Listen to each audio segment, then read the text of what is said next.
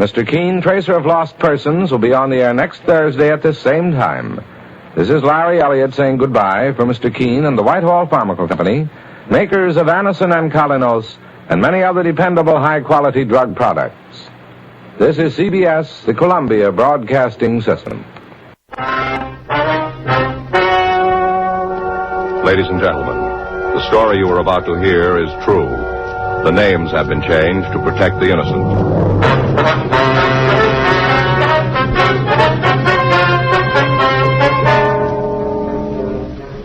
You're a detective sergeant.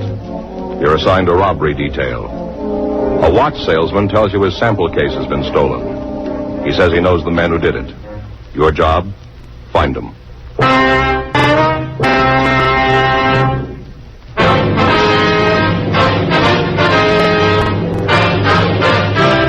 Dragnet, the documented drama of an actual crime. For the next 30 minutes, in cooperation with the Los Angeles Police Department, you will travel step by step on the side of the law through an actual case transcribed from official police files. From beginning to end, from crime to punishment, Dragnet is the story of your police force in action. It was Tuesday, October 4th. It was cool in Los Angeles. We were working the day watch out of robbery. Frank Smith. The boss is Chief Detective Thad Brown. My name's Friday. We're on our way into the office, and it was 7:46 a.m. when we got to room 27A. Robbery. I'll check the book. All right. Anything for us? No. Stayed Faye the movies last night. Well? Yeah, darn good double. Mystery and a comedy. Sure had me fooled. What? Mystery had me fooled. I never can figure out who done it. Yeah. It was this rich society girl. Mm-hmm. She lived in the penthouse, top floor, real modern kind of glass. Yeah. Mm-hmm. Well, they found her lying outside in the roof garden part, and the doors were all locked, and the police had to break them down to get in. As soon as they got in... Yes, sir. I'd like to report a robbery. Is this right place? Yes, sir. You want to sit down? Oh, thanks. My name's Liggins, Russell Liggins. Would you spell it, please? It's Liggins. Liggins. Mm-hmm. This is Frank Smith. My name's Friday. I'm pleased to meet you. I suppose you tell us what happened, Mr. Liggins. Be okay to smoke? Sure, go ahead. You fellas care for a cigarette? Yeah, thank you. Here, I have a light. Frank? Thanks. Thank you. Well, it was my own fault to begin with. It just wasn't using my head. Uh-huh. The company ought to fire me. I wouldn't blame them if they did. What company is that? Sentinel Watch Company up in Seattle. I see. It's a new outfit. They import movements from Japan and put them in cases over here and wholesale them, you know? Mm-hmm. I'm one of their head salesmen. I came down for the Jewelers Convention. I see.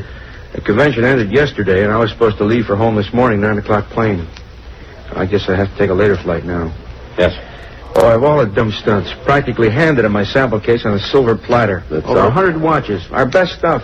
A lot of them in jeweled cases. Company wanted to make a good impression, you know? Mm-hmm. Where'd the robbery take place, Mr. Liggins? Front of the hotel. For all intents and purposes, that is. Which hotel is it? The Greystone. That's where I've been stopped. I see. Do you have any idea who robbed you? The best idea in the world. Yeah.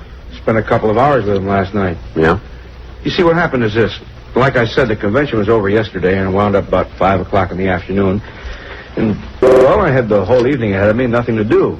Go ahead. I had dinner there at the hotel, a couple of drinks. Yeah. Stole too early to go to bed, so I thought I'd look the town over, you know? Mm-hmm. Stopped by Pershing Square and listened to those characters spouting off, and along about 10 o'clock I headed back toward the Greystone. Passed the bar and decided to go in for a nightcap. Do you remember the name of the bar? No, I'm afraid not. It's just a couple blocks from the hotel, though. Had a nice little combo in there, played pretty good music. So I sat around for a while. Yeah. I guess I had a little too much to drink. Oh, I wasn't drunk or anything like that, but had my share. Mm-hmm. Must have been a little higher. I wouldn't have got started talking to a couple of strangers the way I did. Yeah. They were sitting next to me, these two fellas. We got to chatting, you know. Mm-hmm. It was about music at first. They seemed to be enjoying it. One thing led to another, and they bought me a drink, and I had to pay them back, of course. Yes, sir. Asked me what line I was in. I told them I sold watches. Said I was in town for the jewelry convention. They took it real big, said that's why they were here, too. Claimed they had a jewelry store in Salt Lake City. They mentioned their names? Oh, sure. They introduced themselves, but it didn't sink in. Not their last names, anyhow. George and Paul. Yeah, that's all I can remember. Mm-hmm. Well, what happened then? Well, they started complaining about the quality of the watches they'd been shown. Said they hadn't seen anything worth buying. Well, so I asked them if they'd looked at my samples, and they said they didn't think so. Mm-hmm. I offered to make an appointment to show them my stuff. Figured I could stay over an extra day on the chance of making a good sale. And they said that wouldn't be necessary for me, to stay over. Said they could meet me this morning before I left for the airport. Well, did you set up an appointment? Yes, sir. I told them it'd have to be early if I was still going to catch my plane. It was fine with them. The earlier, the better. Agreed to meet me at 7 a.m. They even offered to drive me to the airport. Couldn't ask for anything more than that, could I? No, sir. Well, anyway, I come downstairs about 6:45 and checked out, and they were supposed to pick me up in front of the hotel. Yeah. Well, about 5 to 7, they came by, and we drove off. We hadn't gone more than a mile or so, and they pulled over and parked. Quiet street, not much traffic. Mm-hmm. I asked them why they were stopping there. I figured on showing them my watches out at the airport. They said they wanted to look at them now. What was that again? They said that they want to look at them right now, in the car. The watches? Yeah. Mm-hmm. Go ahead. And it struck me as kind of funny. I didn't see where it would make any difference. And I opened up the case, and they just sort of glanced and then one of the fellows, the one named George, he took out a gun and started shoving me through the door. I tried to argue with him. I wasn't getting anywhere, though. Pulled a gun, huh? Yeah. And he, kind of pushed me with it. Mm-hmm. And finally, I asked him to please at least give me my suitcase. I said it wouldn't be worth anything to them, but I needed it. And they tossed it out on the street beside me and drove off. I see. What about your wallet? Did they take your wallet, too? Oh, no, just the sample case. I guess they were in a hurry, didn't want to spend a lot of time there on the street in broad daylight or something. I see. As soon as they left, I started looking around for a cab. Had to walk a couple of blocks before I found one. And then I got him to bring me right here. Mm-hmm. What kind of a car did they drive, do you know? The fellows that robbed me? That's right. Sedan. I think it was black. A Ford. Mm-hmm. Did you get the license? No, I didn't even think of trying that until after they were out of sight. Well, now, can you describe these men for us, please? Oh, sure. Well, they were about 40, medium-sized. George had black hair. And the other fellow, he had sort of sandy hair, I see. Any marks or scars? I don't think so. What are they dressed? Suits. Conservative. Blue or kind of gray, maybe. I'm not sure. Mm-hmm. Were they wearing the same clothes this morning? Well, no, I don't know. They had on top coats today. I see. Now, you said their names were George and Paul. Yeah, that's right. Anything else that might help us identify them? Gosh, I'm afraid not. Do you have a list of serial numbers from your watches? Well, yes. May we see it? It's in my wallet. Just a minute. There you go. Oh, thanks very much. I'll get out a circular, Joe. Okay. Is there anything else you want from me? Yes, sir. We'd like to have you show us the bar where you met these men. Well, no, sir, I'm not sure I can. A lot of bars in the neighborhood, and I didn't pay too much attention. Mm-hmm. You said they had a combo there? Yeah. Well, that ought to make it easier. Well, I'll sure do my best. Yes, sir.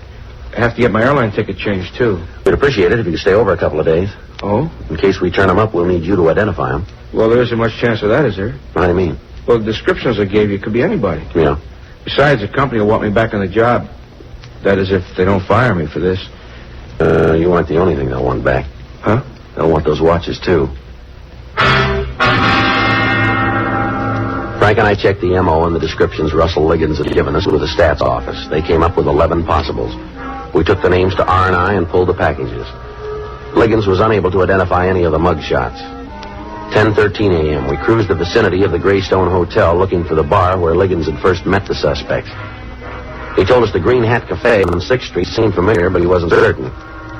We left him in the car and we went inside to interview the bartender. Look, you boys know me. I run a nice, clean place. Don't even cut the liquor. Yeah, sir. I ain't caused you no trouble. Why don't you lay off? Just a couple of questions for you, Sam. Sure. A couple of questions. Next thing I know, I'm testifying in court. You got something you ought to testify about? No, of course not. I'm just talking. Well, then talk to us, huh? Okay. What do you want? You were on the job here last night? Yeah. All evening? All evening. I got a little combo working in the joint. Now they cost money. There's nothing left over for extra bartenders. You see that fellow out in the car? Where? Over here, Sam. Lean over. See, out there. Yeah, I see him. Take a good look at him. All right, I look. He ever been to your place? Like when? Last night. The bar was real crowded last night. Music helps the business. Mm-hmm. He might have been here. Well, yes or no, Sam? Yeah, he was here. Alone? Yeah, he came in alone. Mm-hmm. He took that stool over there, had a few drinks, and left. Mm-hmm. Did he talk to anybody? He talked to me. What did he say? He liked the music, that's about all. Who else he talked to? A girl sitting next to him. Who was she? Well, I don't know her name. She comes in once in a while, kind of nice looking. There were a couple of men in here, too, weren't there, Sam? Well, there were a lot of guys. Why? Well-dressed, middle-aged? Could be. They talked to him, too, did they? The fella in your car? Same guy, yeah. Well, if they did, I didn't see him. Had quite a conversation. I didn't hear it. Music's pretty loud. Who were they, Sam? Look, I don't ask for a driver's license unless the guy looks like he's under... Come on, Sam. Who are they? He's conning you. That friend of yours out there. Yeah. End stool, that's where he sat. Uh-huh. The girl was next to him the whole evening. Well, he couldn't have talked to nobody else.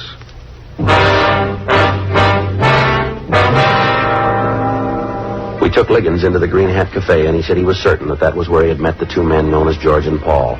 Sam Hupple, the owner of the bar, was equally certain that Liggins was mistaken. 10:48 a.m. Frank and I drove Liggins over to the Greystone Hotel. While he went inside to re-register, we talked with the cab drivers who were stationed at the stand next to the main hotel entrance. One of them told us he had been parked there from about 6:30 until 7:15 a.m. that morning. Thought I was never going to give me a fare. When it starts like that, the whole day's shot. Look at me now. Been sitting here for the last 25 minutes. Did you see a man come out of the hotel about 5 minutes to 7? I was watching those doors real anxious. If he came out, I saw him. Same fellow we just let off. Oh. You remember him? Sure. Did you notice the car he drove off in? You kidding? What do you mean? Sack of mine. Huh? He was my first fare this a.m. You picked him up here. That's right. It wasn't 5 or 7, though. Closer to 7:30. Where'd you take him? City Hall.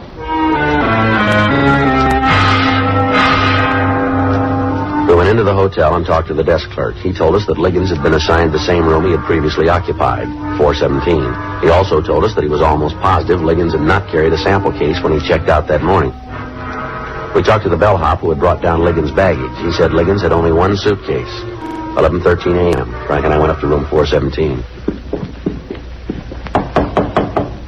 Come in. Yes, sir. Yes, sir. It's very kind of you. Oh, I'll be with you as soon as I get off the phone. It's okay. Yes, sir. Well, a day or two, I guess, if that's all right. No, they didn't take my money. Thanks, I can manage. Oh, just one thing. Would you ask one of the girls to call my wife and explain the delay? Oh, thank you very much, sir. Bye. Well, I was just talking to the boss in Seattle. He says it's all right for me to stick around a few days. Good. Now, you really think you can find those guys that fast, huh? Well, we may not have to look for them. What do you mean? We've been checking your story, Liggins. Yeah? Leaks like a sieve. Well, that lousy bartender, huh? You taking his word against mine? No, we get more than the bartender. Oh? The cab driver says he picked you up here at 7:20 and drove you down to City Hall. Well, he's crazy. You can have it in person. He must have picked up somebody who looks like me, that's all. We talked to the bellhop who brought down your luggage. There wasn't any sample case. I carried it myself. I wasn't going to let a bellhop handle something as valuable as that. He just didn't notice it, that's all. The desk clerk didn't notice it either. Well, I stood in front of his desk when I paid up. That's why. What do you guys want from me? Just tell us what happened to the sample case. I've told you the whole story. There was one thing you left out. What's that? The truth.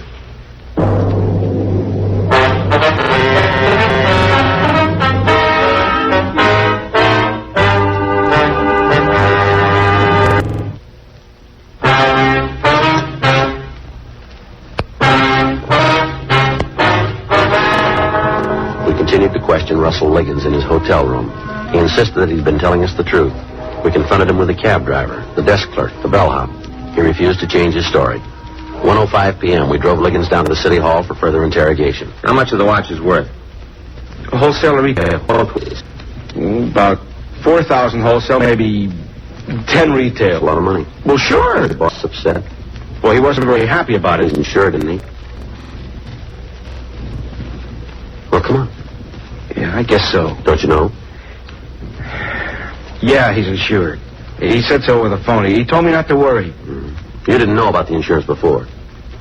Well, what if I did? Maybe we better talk to your boss. What's his number? Come on, fella. What's his number?